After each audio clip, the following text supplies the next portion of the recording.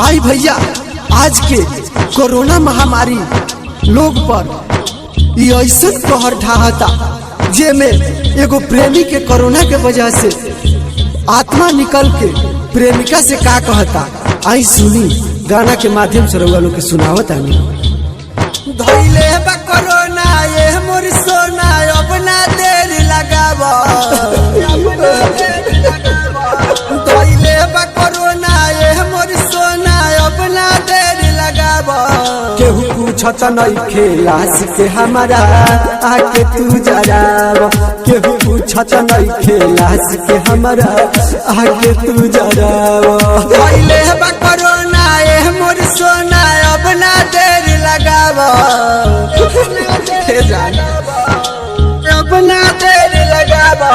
धइले बा कोरोना ये मोर सोना, अब ना देर लगावा।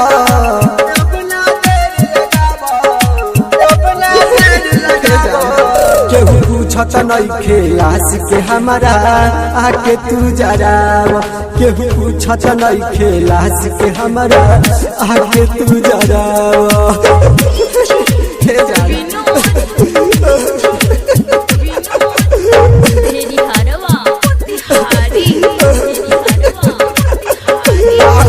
जमाना ये मोरे जाना, अब ना देर लगावा हो। ओढ़ावे खातिर ललकी ओढ़निया, कफन समझ के ले आवा हो।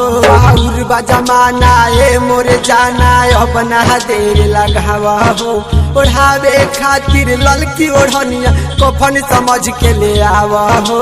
जाने हो हमार तू बिना भेव लगावा। जाने हो हमार तू बिना भेव लगावा।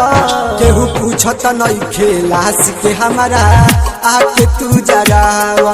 केहू पूछत नइखे लाश के हमारा, आके तू जरावा।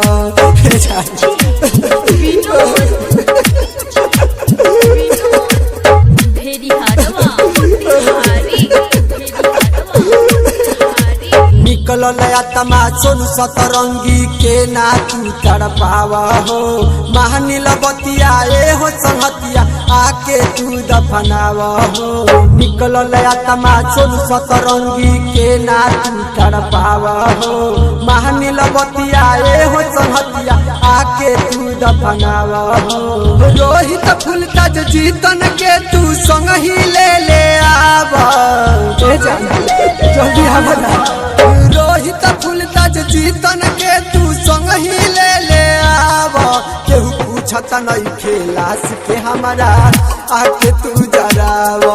केहू पूछत नइखे लाश के हमारा, आके तू जरावा। खा बढ़िए जाने आशिकाना रिकॉर्डिंग स्टूडियो, देखवा तू बम्बई।